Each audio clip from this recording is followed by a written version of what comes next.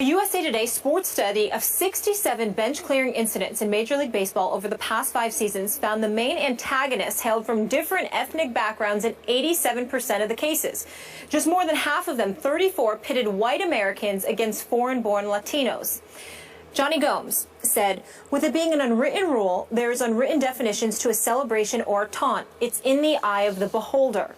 Carlos Gomez, a Dominican native, says, why can a pitcher show you his emotions and you can't show yours to him? Those are baseball rules from a different time. Fernando Abad of the Athletics, who was born in the Dominican, said this: baseball back home is very different than here. In Venezuela, it's the same as in the Dominican, where players gesticulate and point a lot.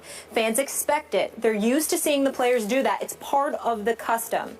Skip, very interesting report here. It is. What do you make of it?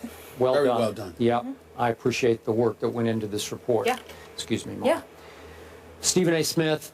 Yes, sir. For me,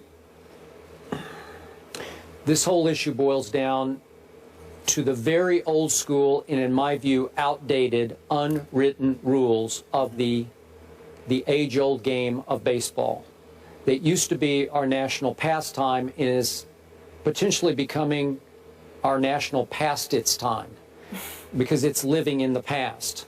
So we do have a number of the white players who grew up being taught that you don't play baseball with a whole lot of emotion or celebration, and occasionally this causes flare-ups with a number of the Latin players who did grow up, obviously, in Puerto Rico, the Dominican, or Central or South America, who did grow up being encouraged by their fandom to show a little more emotion. Not huge emotion. We're not talking about going out of control and running to the stands and taunting and celebrating. We're talking about the occasional bat flip or the occasional standing and watching, admiring, if you will, a home run that has changed the momentum of a game. It's celebrating more than it's taunting, though a lot of the players, the older school players, have a hard time drawing a line between those two. So I'm here to tell you that my view of this is that a lot of those white players are living in the past, that they need to make peace with the fact, grin and bear the fact, that their game on a national level, as far as national appeal, is eroding. And I can just throw out a quick number for you. The World Series back in 1980, that was between Kansas City and Philadelphia, not two huge markets. Right. Did a rating of 32.8. Just think about this, 32.8 in 1980. We'll go all the way up now to 2012 as it really starts to erode. It did a 7.6 when San Francisco swept Detroit.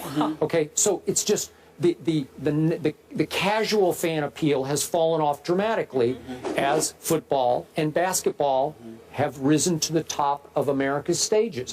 That's what I believe. Again, and I grew up loving baseball, and you did too, right? Yeah. Okay, so for the good of the game, a lot of the white players, the older school players, need to accept the fact that some fans do love some emotion shown, that they shouldn't look at it quite as severely and strictly as the old school rules tell them they should. Some of those old school rules even tell you that if a guy hits a home run off you and doesn't celebrate, and then hits another home run off you and doesn't celebrate, you're supposed to drill that guy. That's insane to me. That's thinking, that's prehistoric thinking to me, right? But that's part of, those are the unwritten rules of baseball, such as you don't flip your bat when you hit a home run. Again, the Latin players all say, starting with Carlos Gomez, I'm not trying to show you up, I'm just celebrating what I just did. And I'm okay with that, even though I'm much older school on this account than you are.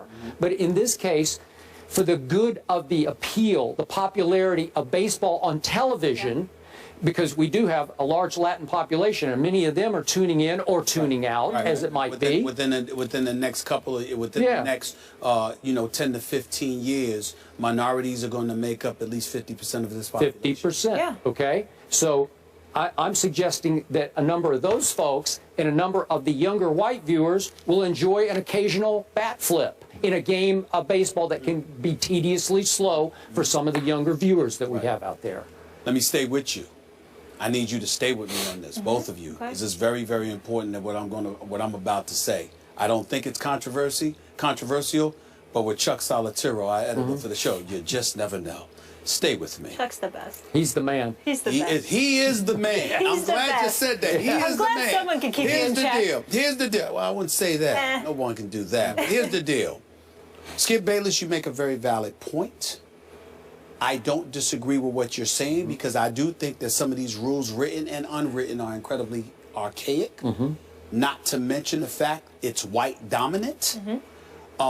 The rules are white dominant. The rules, the unwritten rules. Okay, yes. Okay, the unwritten rules I'm talking about. The rules are fair for everybody, but the unwritten rules. Yes. Okay, and so you do have a point with all of that.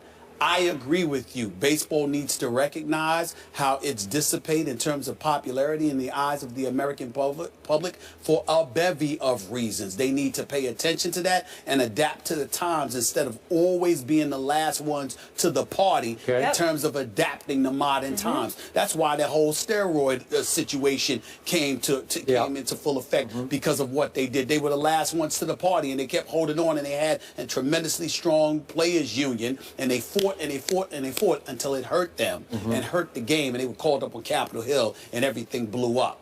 Having said all of that, you bring up Carlos Gomez, who I think as passionate as he is, and I think that Buster Olney and others pointed out how he's always this way. So the Yankees shouldn't have overreacted to him weeks ago when they almost had a bench clearing brawl.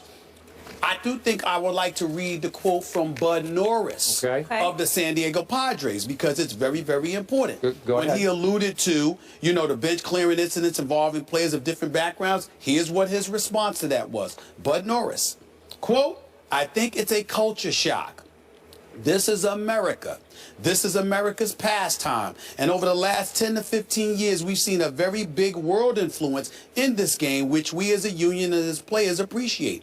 We're opening this game to everyone. We're opening this game to everyone. However, if you're going to come into our country and make our American dollars." Now, he didn't say it that way, but go ahead. I'm just saying, I'm reading the quote. Okay, I know. I'm reading the quote. All right. All right. Okay. You need to respect a game that has been here for over 100 years. That's right. And I think sometimes that can be misconstrued. Here's what he's saying. It's our game, which leads to your point. Okay, quick point of order. Before we leave Bud Norris. Yes. He did back off his quotes saying they were a little out of context, and he has apologized for how it came off. But again, I'm happy for you to read them. My point to Bud Norris is this. Okay. He don't need to apologize. All right. He's a white guy who feels this way about the game of baseball. I find nothing racially insensitive or offensive about what Bud Norris said. He didn't do anything wrong. He talked about how he feels.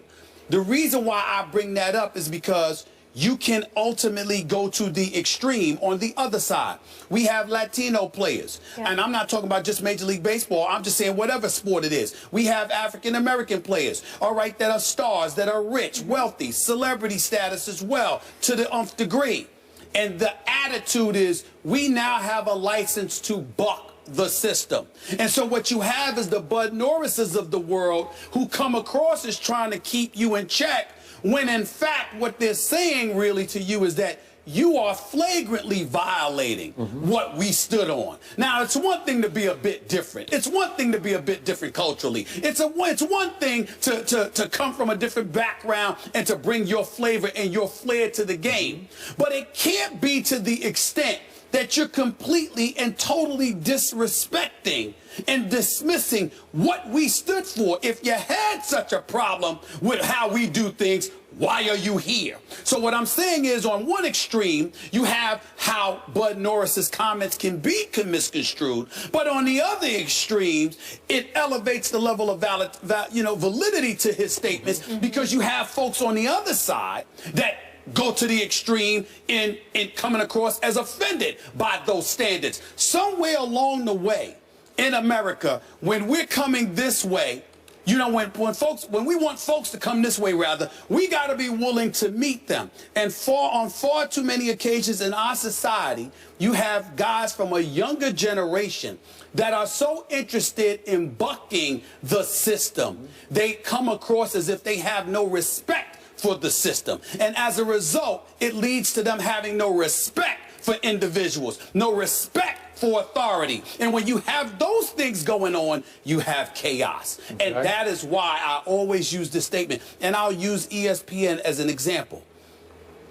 as stringent as folks can be, as tight as folks can be, because this is Mickey Mouse and it's a happy place. Yeah. At the end of the day, because that's what it's supposed to be. Yeah. At the end of the day, I would rather work for a company any day of the week with standards Sure. Yeah. than one trying to Amen to find that. standards. And that, to me, is all that I'm saying with this. Okay. You can't go to the other extreme and try to dismiss everything. So you're saying historically. that you do admire the old school players having respect for the tradition, the 100-plus-year-old tradition of the game. Just adapt better to change. Okay, because there's some common ground where it's not That's that all big I'm a saying. deal. It's That's not that right. big a deal. That's right. Look, if Carlos Gomez hit a 3-run homer in the bottom of the 8th inning and ran to the stands and gloated and celebrated, that would be completely out of bounds, Right. but he wouldn't do that. Right. But he might flip his bat and he might stand for just a second and admire But his the home run. problem with him is that when he flips his bat and somebody expresses a problem with it,